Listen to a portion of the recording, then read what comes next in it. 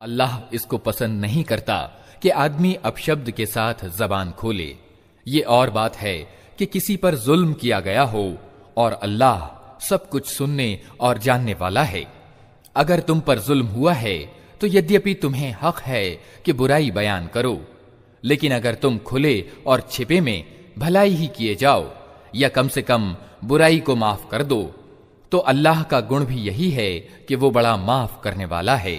हालांकि सजा देने की पूरी सामर्थ्य उसे प्राप्त है।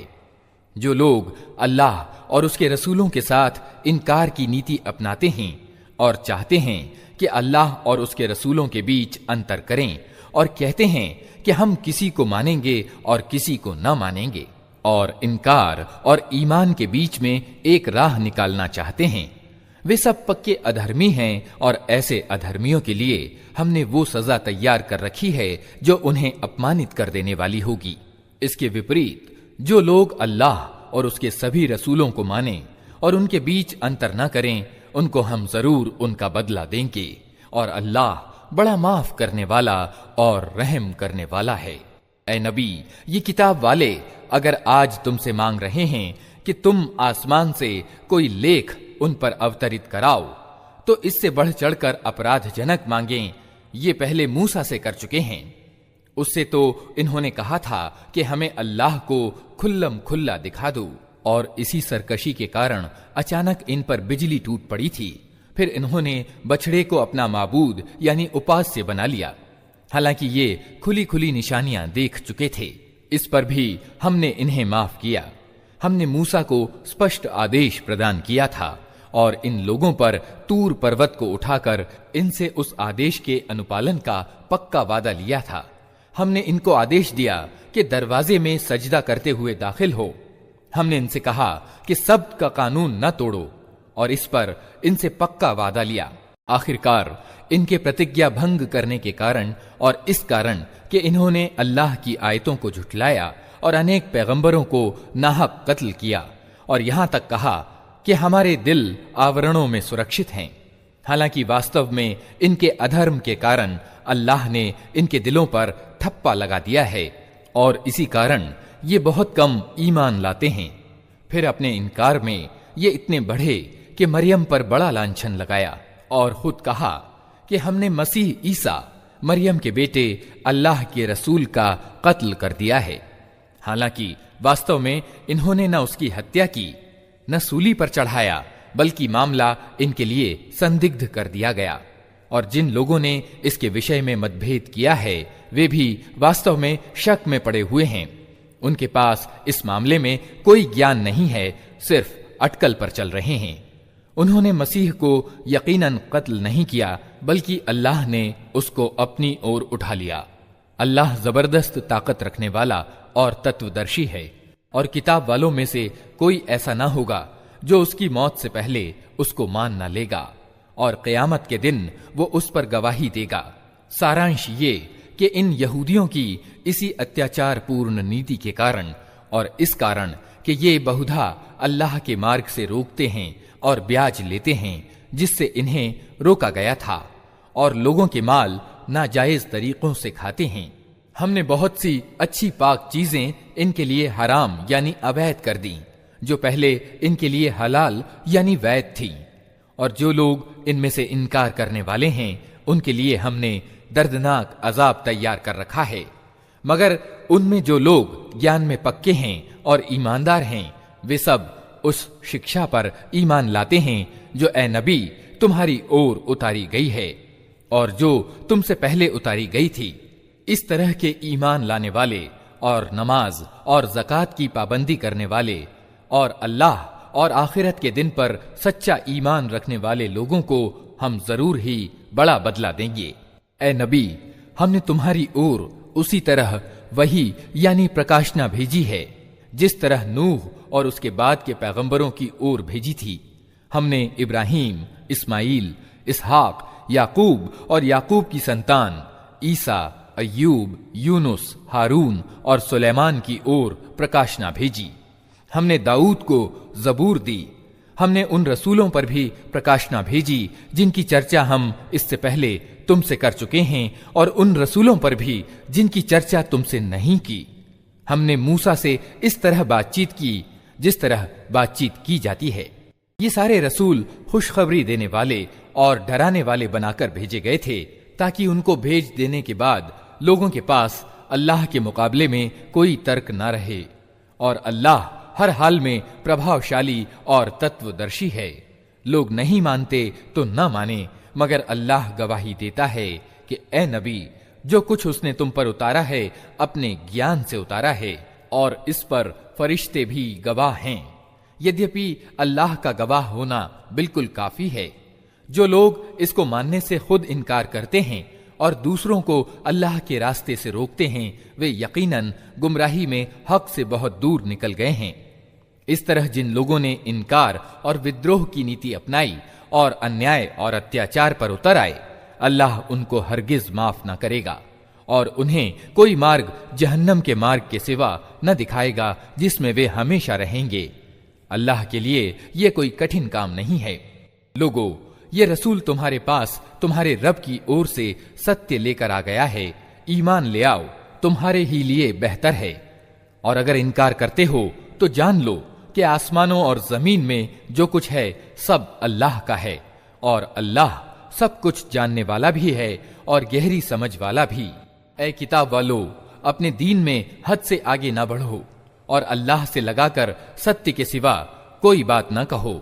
मसीह मरियम का बेटा ईसा इसके सिवा कुछ न था कि अल्लाह का एक रसूल था और एक आदेश था जो अल्लाह ने मरियम की ओर भेजा, और एक आत्मा थी अल्लाह की ओर से जिसने मरियम के गर्भ में बच्चे का रूप धारण किया। अतः तुम अल्लाह और उसके रसूलों को मानो और न कहो कि तीन हैं। बाज आ जाओ, ये तुम्हारे ही लिए बेहतर है। अल्लाह तो बस एक ही ईश्वर है, वो पाक है इससे कि कोई उसका बेटा हो। जमीन और आसमानों की सारी चीजों का वही मालिक है और उनकी आवश्यकताओं की पूर्ति और उनकी खबर रखने के लिए बस वही काफी है। मसीह ने कभी इस बात को अपने लिए बुरा नहीं समझा कि वो अल्लाह का बंदा हो, और ना निकटवर्ती फरिश्ते इसको अपने लिए बुरा समझते हैं। अगर कोई अल्लाह की बंदगी को अपने लिए बुरा समझता है और घमंड करता है, तो एक समय आएगा जब अल्लाह सबको घेर कर अपने सामने हाजिर करेगा। उस समय वे लोग जिन्होंने ईमान लाकर अच्छे काम किए हैं अपनी मजदूरियां पूरी पूरी पाएंगे और अल्लाह अपने अनुग्रह से उन्हें और अधिक मजदूरी देगा।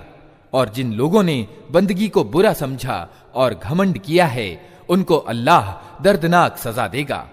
और अल्लाह के सिवा जिन जिन की सरपरस्ती और सहायता पर वे भरोसा रखते हैं उनमें से किसी को भी वे वहां न पाएंगे। लोगों, तुम्हारे रब की ओर से तुम्हारे पास खुला प्रमाण आ गया है और हमने तुम्हारी ओर ऐसा प्रकाश भेज दिया है जो तुम्हें साफ साफ रास्ता दिखाने वाला है। अब जो लोग अल्लाह की बात मान लेंगे और उसकी पनाह ढूंढेंगे, उनको अल्लाह अपनी रहमत और अपने अनुग्रह व अनुदान के दामन में ले लेगा और अपनी ओर आने का सीधा मार्ग उनको दिखा देगा। ए नबी, लोग तुमसे उनके बारे में आदेश मालूम करना चाहते हैं जिनके प्रत्यक्ष वारिस न हों। कहो, अल्लाह तुम्हें आदेश देता है।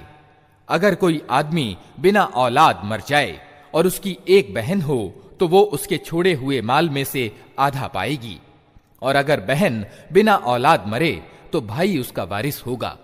अगर मरने वाले की वारिस दो बहनें हों तो वे तरके में से 2/3 की हकदार होंगी, और अगर कई भाई बहनें हों तो औरतों का इकहरा और मर्दों का दोहरा हिस्सा होगा। अल्लाह तुम्हारे लिए आदेशों को स्पष्ट करता है ताकि तुम भटकते ना फिरो, और अल्लाह को हर चीज का ज्ञान है। अल्लाह के नाम से जो निहायत मेहरबान और रहम करने वाला है। ऐ लोगो, जो ईमान लाए हो, प्रतिबंधनों का पूर्ण रूप से पालन करो।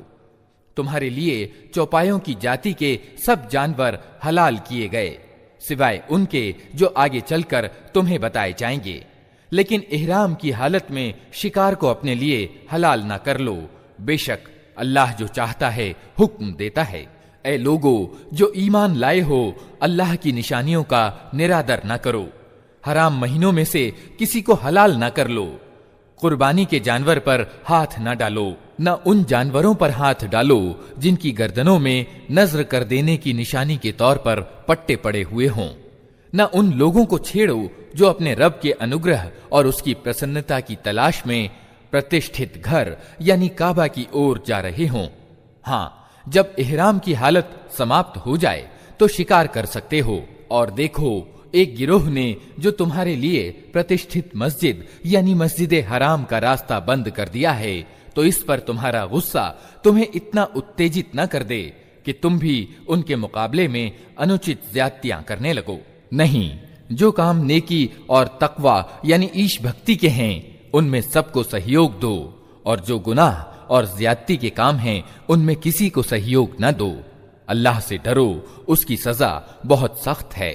तुम पर हराम किया गया मुर्दार, खून, सूअर का मांस, वो जानवर जो अल्लाह के सिवा किसी और के नाम पर ज़बह किया गया हो, वो जो गला घुटकर या चोट खाकर या ऊंचाई से गिरकर या टक्कर खाकर मरा हो, या जिसे किसी हिंसक जानवर ने फाड़ा हो, सिवाय उसके जिसे तुमने जीवित पाकर ज़बह कर लिया, और वो जो किसी थान पर ज़बह किया गया हो। और ये भी तुम्हारे लिए नाजायज है कि पांसों के द्वारा अपना भाग्य मालूम करो। ये सारे काम आदेशोल्लंघन के हैं। आज अधर्मियों को तुम्हारे धर्म की ओर से पूरी मायूसी हो चुकी है, अतः तुम उनसे न डरो बल्कि मुझसे डरो। आज मैंने तुम्हारे दीन को तुम्हारे लिए पूर्ण कर दिया है और तुम पर अपनी नेमत पूरी कर दी है, और तुम्हारे लिए इस्लाम को तुम्हारे धर्म के रूप में स्वीकार कर लिया है। अतः हराम और हलाल की जो पाबंदियां तुम पर लगाई गई हैं उनका पालन करो। अलबत्ता जो व्यक्ति भूख से विवश होकर उनमें से कोई चीज खा ले बिना इसके कि गुनाह की ओर उसका रुझान हो, तो निस्संदेह अल्लाह माफ करने वाला और दया करने वाला है। लोग पूछते हैं कि उनके लिए क्या हलाल किया गया है। कहो, तुम्हारे लिए सारी अच्छी स्वच्छ चीजें हलाल कर दी गई हैं, और जिन शिकारी जानवरों को तुमने सधाया हो, जिनको अल्लाह के दिए हुए ज्ञान के आधार पर तुम शिकार की शिक्षा दिया करते हो, वे जिस जानवर को तुम्हारे लिए पकड़ रखें उसको भी तुम खा सकते हो। अलबत्ता उस पर अल्लाह का नाम ले लो और अल्लाह का कानून तोड़ने से डरो। अल्लाह को हिसाब लेते कुछ देर नहीं लगती। आज तुम्हारे लिए सारी अच्छी स्वच्छ चीजें हलाल कर दी गई हैं। किताब वालों का भोजन तुम्हारे लिए हलाल है और तुम्हारा भोजन उनके लिए, और सुरक्षित औरतें भी तुम्हारे लिए हलाल हैं, चाहे वे ईमान वाले गिरोह से हों या उन कौमों में से जिनको तुमसे पहले किताब दी गई थी। शर्त यह है कि तुम उनका महर अदा करके निकाह में उनके रक्षक बनो, न ये कि स्वच्छंद काम तृप्ति करने लगो या चोरी छिपे दोस्तियां करो। और अगर किसी ने ईमान की नीति पर चलने से इनकार किया तो जिंदगी में उसका सारा किया धरा अकारत हो जाएगा और वो आखिरत में दीवालिया होगा। ऐ लोगो जो ईमान लाए हो, जब तुम नमाज के लिए उठो तो चाहिए कि अपने मुंह और हाथ कोहनियों तक धो लो, सिरों पर हाथ फेर लो और पांव टखनों तक धो लिया करो। अगर नहाना अनिवार्य हो तो नहाकर पाक हो जाओ। अगर बीमार हो या सफर की हालत में हो, या तुम में से कोई शौच करके आए, या तुमने औरतों को हाथ लगाया हो और पानी न मिले, तो पाक मिट्टी से काम लो, बस उस पर हाथ मारकर अपने मुंह और हाथों पर फेर लिया करो। अल्लाह तुम पर जिंदगी को तंग नहीं करना चाहता, मगर वो चाहता है कि तुम्हें पाक करे और अपनी नेमत तुम पर पूरी कर दे, शायद कि तुम शुक्रगुजार बनो। अल्लाह ने तुमको जो नेमत प्रदान की है उसका ध्यान रखो और उस दृढ़ प्रतिज्ञा को न भूलो जो उसने तुमसे कराई है, अर्थात तुम्हारा ये कथन कि हमने सुना और आज्ञा पालन स्वीकार किया। अल्लाह से डरो, अल्लाह दिलों के भेद तक जानता है। ऐ लोगो जो ईमान लाए हो, अल्लाह के लिए औचित्य पर कायम रहने वाले और इंसाफ की गवाही देने वाले बनो। किसी गिरोह की दुश्मनी तुमको इतना उत्तेजित न कर दे कि इंसाफ से फिर जाओ। इंसाफ करो, ये ईश भक्ति और विनम्रता के अधिक अनुकूल है। अल्लाह से डर कर काम करते रहो। जो कुछ तुम करते हो अल्लाह उसे पूरी तरह जानता है। जो लोग ईमान लाएं और अच्छा काम करें, अल्लाह ने उनसे वादा किया है कि उनकी खताओं को माफ कर दिया जाएगा और उन्हें बड़ा बदला मिलेगा। रहे वे लोग जो इनकार करें और अल्लाह की आयतों को झुठलाएं, तो वे नरक में जाने वाले हैं। ऐ लोगों जो ईमान लाए हो, अल्लाह के उस उपकार को याद करो जो उसने अभी वर्तमान समय में तुम पर किया है, जबकि एक गिरोह ने तुम पर हाथ डालने का इरादा कर लिया था, मगर अल्लाह ने उनके हाथ तुम पर उठने से रोक दिए। अल्लाह से डर कर काम करते रहो। ईमान रखने वालों को अल्लाह ही पर भरोसा करना चाहिए। अल्लाह ने इस्राएल की संतान से दृढ़ प्रतिज्ञा कराई थी और उनमें 12 सरदार मुकर्रर किए थे और उनसे कहा था कि मैं तुम्हारे साथ हूं। अगर तुमने नमाज कायम रखी और ज़कात दी और मेरे रसूलों को माना और उनकी मदद की और अपने अल्लाह को अच्छा कर्ज देते रहे, तो यकीन रखो कि मैं तुम्हारी बुराइयां तुमसे दूर कर दूंगा और तुमको ऐसे बागों में प्रवेश करूंगा जिनके नीचे नहरें बहती होंगी। मगर इसके बाद जिसने तुम में से इनकार की नीति अपनाई, तो हकीकत में उसने समतल व सरल मार्ग को गुम कर दिया। फिर ये उनका अपनी प्रतिज्ञा को भंग करना था, जिसके कारण हमने उनको अपनी दयालुता से दूर फेंक दिया और उनके दिल कठोर कर दिए। अब उनका हाल ये है कि शब्दों का उलटफेर करके बात को कहीं से कहीं ले जाते हैं। जो शिक्षा उन्हें दी गई थी उसका बड़ा भाग भूल चुके हैं और बराबर तुम्हें उनके किसी न किसी विश्वासघात का पता चलता रहता है। उनमें से बहुत कम लोग इस बुराई से बचे हुए हैं। अतः जब ये इस दशा को पहुंच चुके हैं, तो जो दुष्टता भी ये करें, इनसे उसी की आशा की जा सकती है। अतः उन्हें माफ करो और उनकी बुराइयों से निगाह बचाते रहो। अल्लाह को वे लोग पसंद हैं जो अच्छे से अच्छा कार्य करते हैं। इसी तरह हमने उन लोगों से भी दृढ़ प्रतिज्ञा कराई थी जिन्होंने कहा था कि हम नसारा हैं, मगर उनको भी जो सबक याद कराया गया था उसका एक बड़ा हिस्सा उन्होंने भुला दिया। आखिरकार हमने उनके बीच क़यामत तक के लिए दुश्मनी और पारस्परिक द्वेष का बीज बो दिया। और जरूर एक समय आएगा जब अल्लाह उन्हें बताएगा कि वे दुनिया में क्या बनाते रहे हैं। ऐ किताब वालों, हमारा रसूल तुम्हारे पास आ गया है जो ईश्वरीय ग्रंथ की बहुत सी उन बातों को तुम्हारे सामने खोल रहा है जिन पर तुम पर्दा डाला करते थे, और बहुत सी बातों को जाने भी देता है। तुम्हारे पास अल्लाह की ओर से प्रकाश आ गया है और एक ऐसी स्पष्ट किताब जिसके द्वारा अल्लाह उन लोगों को जो उसकी प्रसन्नता के इच्छुक हैं सलामती की राहें बताता है और अपनी अनुमति से उनको अंधेरों से निकालकर उजाले की ओर लाता है और सीधे मार्ग की तरफ उनका पथ प्रदर्शन करता है। यकीनन कुफ्र किया उन लोगों ने जिन्होंने कहा कि मरियम का बेटा मसीह ही अल्लाह है। ऐ नबी, उनसे कहो कि अगर अल्लाह मरियम के बेटे मसीह को और उसकी मां और पूरी धरती वालों को विनष्ट कर देना चाहे, तो किसकी शक्ति है कि उसको इस इरादे से रोक सके। अल्लाह तो जमीन और आसमानों का और उन सब चीजों का मालिक है जो जमीन और आसमानों के बीच पाई जाती हैं। जो कुछ चाहता है पैदा करता है और उसे हर चीज की सामर्थ्य प्राप्त है। यहूदी और ईसाई कहते हैं कि हम अल्लाह के बेटे और उसके चहेते हैं। उनसे पूछो फिर वो तुम्हारे गुनाहों पर तुम्हें सजा क्यों देता है। वास्तव में तुम भी वैसे ही इंसान हो जैसे और इंसान अल्लाह ने पैदा किए हैं। वो जिसे चाहता है माफ करता है और जिसे चाहता है सजा देता है। जमीन और आसमान और उनमें पाई जाने वाली सारी चीजों का वही मालिक है और उसी की ओर सबको जाना है।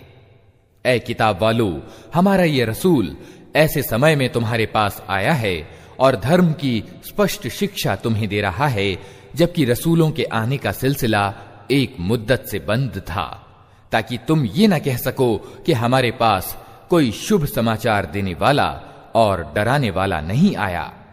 तो देखो, अब वो शुभ समाचार देने वाला और डराने वाला आ गया, और अल्लाह को हर चीज की सामर्थ्य प्राप्त है। याद करो जब मूसा ने अपनी कौम से कहा था कि ऐ मेरी कौम के लोगों, अल्लाह की उस नेमत को याद करो जो उसने तुम्हें प्रदान की थी। उसने तुम में नबी पैदा किए, तुमको शासक बनाया और तुमको वो कुछ दिया जो दुनिया में किसी को न दिया था। ऐ मेरी कौम के भाइयों, इस पवित्र भूमि में प्रवेश करो जो अल्लाह ने तुम्हारे लिए लिख दी है। पीछे न हटो वरना नाकाम होकर पलटोगे। उन्होंने जवाब दिया, ऐ मूसा, वहां तो बड़े जबरदस्त लोग रहते हैं, हम वहां हरगिज नहीं जाएंगे जब तक वे वहां से निकल न जाएं। हां, अगर वे वहां से निकल गए तो हम प्रवेश करने के लिए तैयार हैं। उन डरने वालों में 2 व्यक्ति ऐसे भी थे जिनको अल्लाह ने अपनी नेमत से नवाजा था। उन्होंने कहा कि इन प्रचंड लोगों के मुकाबले में दरवाजे के भीतर घुस जाओ। जब तुम भीतर पहुंच जाओगे तो तुम ही गालिब यानी प्रभावी रहोगे। अल्लाह पर भरोसा रखो अगर तुम ईमान वाले हो। लेकिन उन्होंने फिर यही कहा कि ऐ मूसा, हम तो वहां कभी ना जाएंगे जब तक वे वहां मौजूद हैं। बस तुम और तुम्हारा रब दोनों जाओ और लड़ो, हम यहां बैठे हैं। इस पर मूसा ने कहा, ऐ मेरे रब, मेरे अधिकार में कोई नहीं मगर निजी रूप में मैं या मेरा भाई, अतः तू हमें इन अवज्ञाकारी लोगों से अलग कर दे। अल्लाह ने जवाब दिया, अच्छा, तो वो देश 40 साल तक इनके लिए वर्जित है। ये जमीन में मारे मारे फिरेंगे। इन अवज्ञाकारियों की हाल पर हरगिज तरस न खाओ। और तनिक उन्हें आदम के 2 बेटों का किस्सा भी बिना कमी बेशी के सुना दो। जब उन दोनों ने कुर्बानी की तो उनमें से एक की कुर्बानी कबूल की गई और दूसरे की न की गई। उसने कहा, मैं तुझे मार डालूंगा। उसने जवाब दिया, अल्लाह परहेजगार लोगों की ही नजरें कबूल करता है। अगर तू मुझे कत्ल करने के लिए हाथ उठाएगा तो मैं तुझे कत्ल करने के लिए हाथ न उठाऊंगा। मैं सारे संसार के रब अल्लाह से डरता हूं। मैं चाहता हूं कि मेरा और अपना गुनाह तू ही समेट ले और दोज़खी बनकर रहे। जालिमों के जुल्म का यही ठीक बदला है। आखिरकार उसके जी ने अपने भाई का कत्ल उसके लिए आसान कर दिया और वो उसे मारकर उन लोगों में शामिल हो गया जो घाटा उठाने वाले हैं। फिर अल्लाह ने एक कौआ भेजा जो जमीन खोदने लगा ताकि उसे बता दे कि अपने भाई की लाश कैसे छिपाए। ये देखकर वो बोला, अफसोस मुझ पर, मैं इस कौआ जैसा भी ना हो सका कि अपने भाई की लाश छिपाने का उपाय निकाल लेता। इसके बाद वो अपने किए पर बहुत पछताया। इसी कारण इस्राएल की संतान के लिए हमने ये आदेश लिख दिया था कि जिसने किसी इंसान को कत्ल के बदले या जमीन में बिगाड़ फैलाने के सिवा किसी और वजह से कत्ल कर डाला, उसने मानो सारे ही इंसानों को कत्ल कर दिया। और जिसने किसी की जान बचाई, उसने मानो सारे इंसानों को जीवन दान किया। मगर उनका हाल ये है कि हमारे रसूल निरंतर उनके पास खुले खुले निर्देश लेकर आए, फिर भी उनमें अधिकतर लोग धरती में ज्यादतियां करने वाले हैं। जो लोग अल्लाह और उसके रसूल से लड़ते हैं और जमीन में इसलिए दौड़ धूप करते फिरते हैं कि बिगाड़ पैदा करें, उनकी सजा यह है कि उनका कत्ल किया जाए, या वे सूली पर चढ़ाए जाएं, या उनके हाथ पांव विपरीत दिशाओं से काट डाले जाएं, या उन्हें देश निकाला दे दिया जाए। ये अपमान और तिरस्कार तो उनके लिए दुनिया में है और आखिरत में उनके लिए इससे बड़ी सजा है। मगर जो लोग पलट आएं, इससे पहले कि तुम उन पर काबू पाओ, तुम्हें मालूम होना चाहिए कि अल्लाह माफ करने वाला और दयावान है। ऐ लोगो जो ईमान लाए हो, अल्लाह से डरो और उसका सामीप्य प्राप्त करने का साधन तलाश करो और उसके मार्ग में जान तोड़ संघर्ष करो, शायद कि तुम्हें सफलता मिल जाए। अच्छी तरह जान लो कि जिन लोगों ने अधर्म की नीति अपनाई है, अगर उनके अधिकार में सारी जमीन की दौलत हो और उतना ही और उसके साथ, और वे चाहें कि उसे बदले में देकर कयामत के दिन की यातना से बच जाएं, तब भी वो उनसे स्वीकार न किया जाएगा और उन्हें दर्दनाक सजा मिलकर रहेगी। वे चाहेंगे कि दोज़ख की आग से निकल भागें, मगर न निकल सकेंगे और उन्हें कायम रहने वाला अजाब दिया जाएगा। और चोर चाहे औरत हो या मर्द, दोनों के हाथ काट दो, ये उनकी कमाई का बदला है और अल्लाह की ओर से शिक्षाप्रद सजा। अल्लाह की सामर्थ्य सब पर प्रभावी है और वो जानता और देखता है। फिर जो जुल्म करने के बाद तौबा करे और अपने को सुधार ले तो अल्लाह की कृपा दृष्टि फिर उसकी ओर लौट जाएगी। अल्लाह बहुत क्षमाशील और दयावान है। क्या तुम जानते नहीं हो कि अल्लाह जमीन और आसमानों के राज्य का अधिकारी है, जिसे चाहे सजा दे और जिसे चाहे माफ कर दे। उसे हर चीज की सामर्थ्य प्राप्त है। ऐ पैगंबर, तुम्हारे लिए रंग व तकलीफ होने का कारण न हो वे लोग जो कुफ्र के मार्ग में बड़ी तेज चाल दिखा रहे हैं, भले ही वे उनमें से हों जो मुंह से कहते हैं हम ईमान लाए, मगर दिल उनके ईमान नहीं लाए, या उनमें से हों जो यहूदी बन गए हैं, जिनका हाल यह है कि झूठ के लिए कान लगाते हैं और दूसरे लोगों के लिए जो तुम्हारे पास कभी नहीं आए सुनगुन लेते फिरते हैं और अल्लाह की किताब के शब्दों को उनका ठीक स्थान निश्चित होने के बावजूद वास्तविक अर्थ से फेरते हैं और लोगों से कहते हैं कि अगर तुम्हें यह आदेश दिया जाए तो मानो, नहीं तो ना मानो। जिसे अल्लाह ही ने आपदा में डालने का इरादा कर लिया हो, उसको अल्लाह की पकड़ से बचाने के लिए तुम कुछ नहीं कर सकते। ये वे लोग हैं जिनके दिलों को अल्लाह ने पाक करना न चाहा, उनके लिए दुनिया में भी अपमान है और आखिरत में सख्त सजा। ये झूठ सुनने वाले और हराम के माल खाने वाले हैं। अतः अगर ये तुम्हारे पास अपने मुकद्दमे लेकर आएं तो तुम्हें अधिकार दिया जाता है कि चाहो तो इनका फैसला करो, वरना इनकार कर दो। इनकार कर दो तो ये तुम्हारा कुछ बिगाड़ नहीं सकते, और फैसला करो तो फिर ठीक ठीक इंसाफ के साथ करो कि अल्लाह इंसाफ करने वालों को पसंद करता है। और ये तुम्हें कैसे निर्णायक बनाते हैं जबकि इनके पास तौरात मौजूद है जिसमें अल्लाह का आदेश लिखा हुआ है, और फिर ये उससे मुंह मोड़ रहे हैं। वास्तविकता ये है कि ये लोग ईमान ही नहीं रखते। हमने तौरात उतारी जिसमें हिदायत और रोशनी थी। सारे नबी जो मुस्लिम यानी आज्ञाकारी थे उसी के अनुसार इन यहूदियों के मामलों का फैसला करते थे, और इसी तरह धर्माधिकारी और शास्त्रवेत्ता भी इसी को फैसले का आधार बनाते थे, क्योंकि उन्हें अल्लाह की किताब की हिफाजत का जिम्मेदार बनाया गया था और वे उस पर गवाह थे। अतः ए यहूदी गिरोह, तुम लोगों से न डरो बल्कि मुझसे डरो और मेरी आयतों को थोड़े थोड़े से मुआवजे लेकर बेचना छोड़ दो। जो लोग अल्लाह के उतारे हुए कानून के अनुसार फैसला न करें वही अधर्मी हैं। तौरात में हमने यहूदियों पर यह हुक्म लिख दिया था कि जान के बदले जान, आंख के बदले आंख, नाक के बदले नाक, कान के बदले कान, दांत के बदले दांत, और सब जख्मों के लिए बराबर का बदला। फिर जो बदले यानी कसास को दान कर दे तो वो उसके लिए कफ्फारा यानी प्रायश्चित होगा। और जो लोग अल्लाह के उतारे हुए कानून के अनुसार फैसला न करें वही जालिम हैं।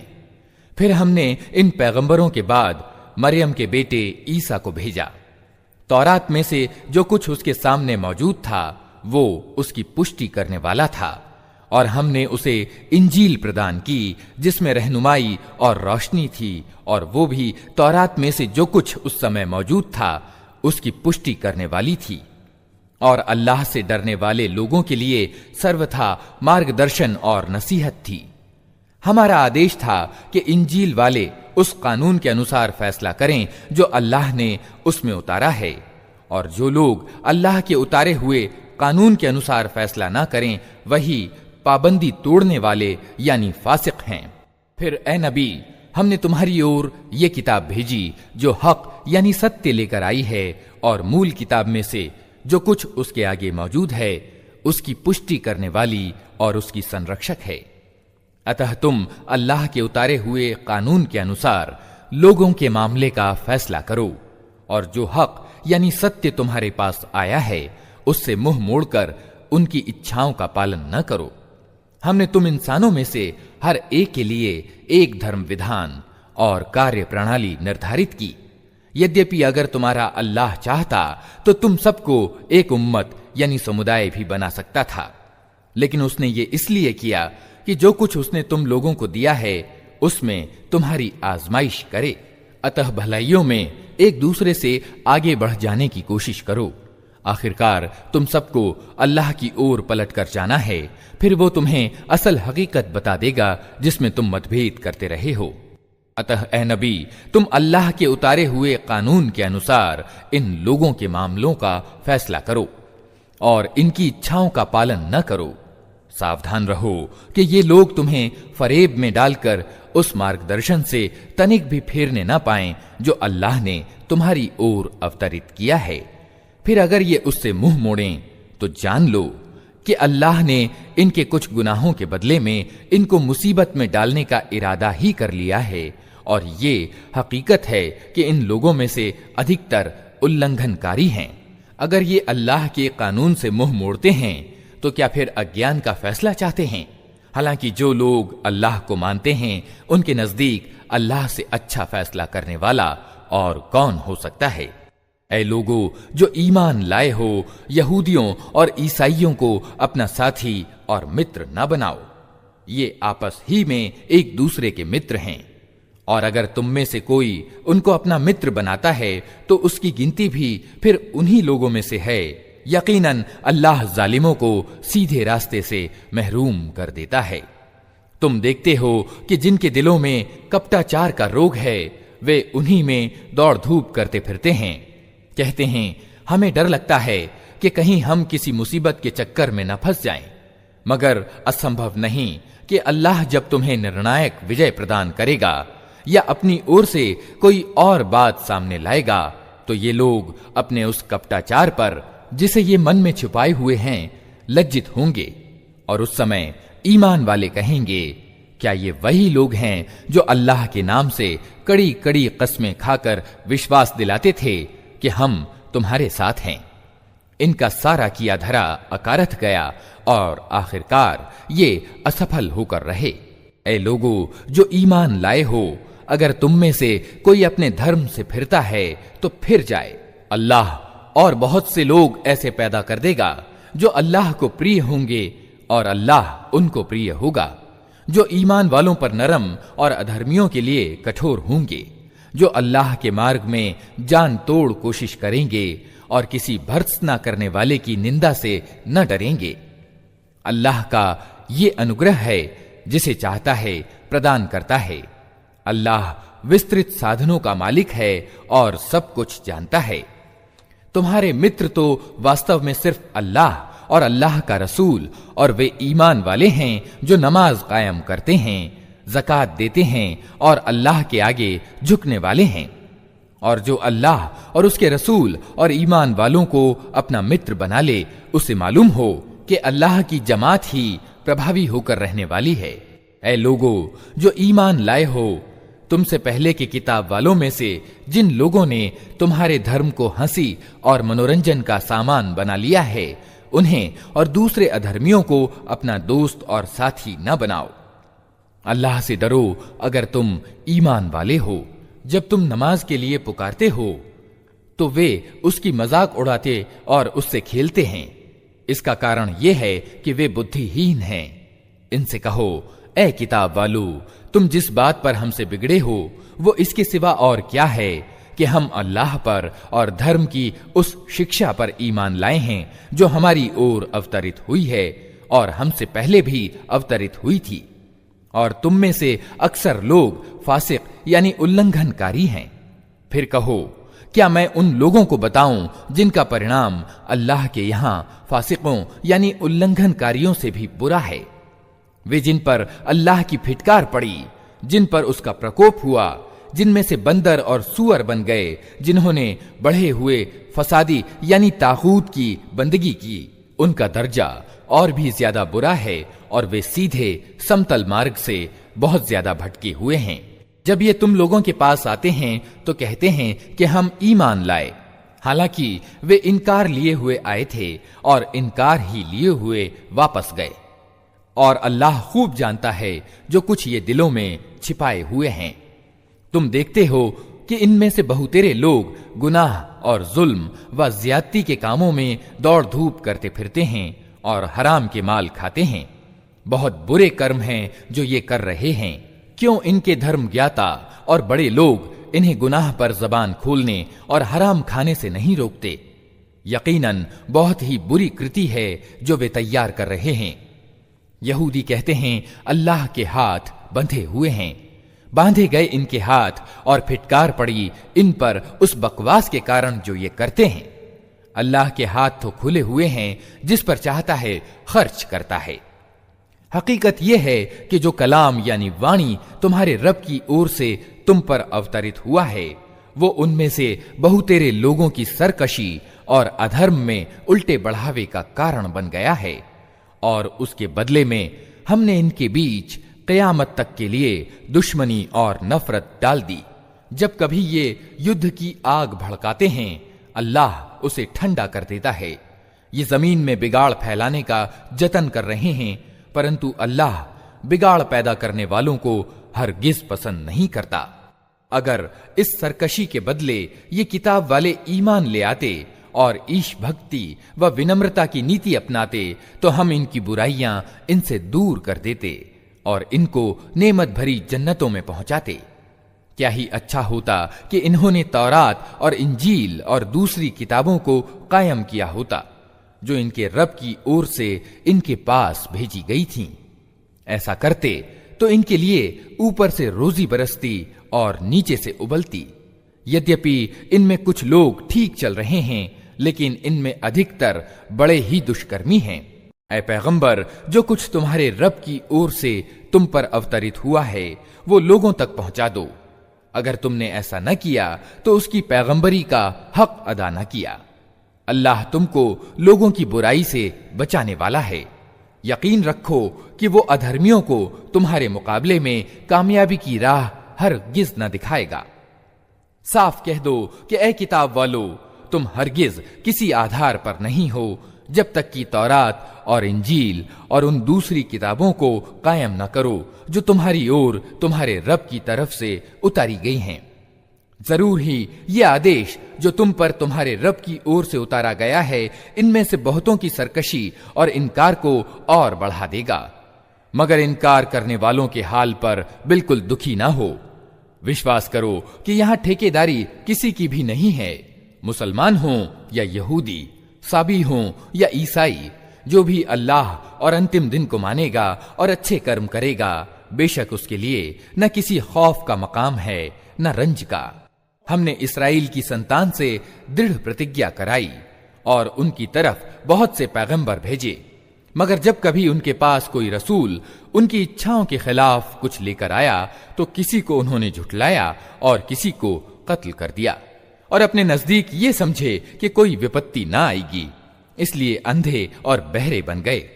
फिर अल्लाह ने उन्हें माफ किया तो उनमें से अधिकतर लोग और अधिक अंधे और बहरे बनते चले गए। अल्लाह उनकी ये सब करतूतें देखता रहा है। यकीनन कुफ्र किया उन लोगों ने जिन्होंने कहा कि अल्लाह मरियम का बेटा मसीह ही है, हालांकि मसीह ने कहा था कि ए इस्राएलियों, अल्लाह की बंदगी करो जो मेरा रब भी है और तुम्हारा रब भी। जिसने अल्लाह के साथ किसी को साजी ठहराया, उस पर अल्लाह ने जन्नत हराम कर दी और उसका ठिकाना जहन्नम है, और ऐसे जालिमों का कोई मददगार नहीं। यकीनन कुफ्र किया उन लोगों ने जिन्होंने कहा कि अल्लाह तीन में का एक है, हालांकि एक अल्लाह के सिवा कोई ईश्वर नहीं है। अगर ये लोग अपनी इन बातों से बाज न आए तो इनमें से जिसने कुफ्र किया उसको दर्दनाक सजा दी जाएगी। फिर क्या ये अल्लाह से तौबा नहीं करेंगे और उससे माफी न मांगेंगे? अल्लाह बड़ा माफ करने वाला और रहम करने वाला है। मरियम का बेटा मसीह इसके सिवा कुछ नहीं कि बस एक रसूल था। उससे पहले और भी बहुत से रसूल हो चुके थे। उसकी मां एक सत्यवती औरत थी और वे दोनों खाना खाते थे। देखो हम किस तरह उनके सामने यथार्थ की निशानियां स्पष्ट करते हैं, फिर देखो ये किधर उल्टे फेरे जाते हैं। इनसे कहो, क्या तुम अल्लाह को छोड़कर उसकी इबादत करते हो जो न तुम्हारे नुकसान का अधिकार रखता है न नफा का।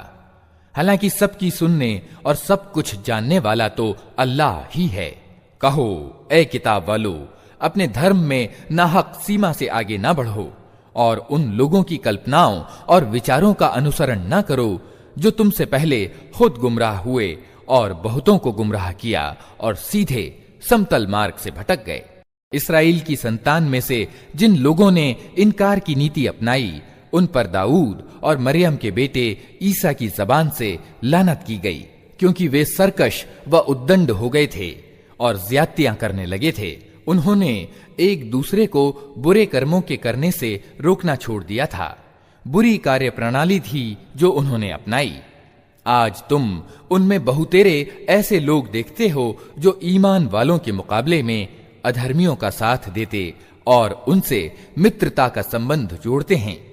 यकीनन बहुत बुरा अंजाम है जिसकी तैयारी उनके जी यानी नफ्सों ने उनके लिए की है। अल्लाह उन पर क्रुद्ध हो गया है और वे हमेशा के अजाब में पड़ने वाले हैं।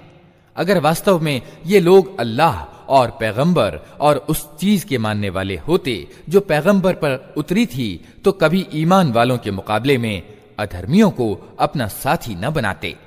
मगर उनमें से तो बहुत से लोग अल्लाह के आज्ञा पालन से निकल चुके हैं। तुम ईमान वालों की दुश्मनी में सबसे ज्यादा सख्त यहूदियों और मुशरिकों यानी बहुदेववादियों को पाओगे, और ईमान वालों के लिए दोस्ती में सबसे करीब उन लोगों को पाओगे जिन्होंने कहा था कि हम नसारा हैं। ये इस कारण कि उनमें इबादत करने वाले आलिम और दुनिया छोड़ने वाले साधु व फकीर पाए जाते हैं और उनमें अहंकार नहीं है।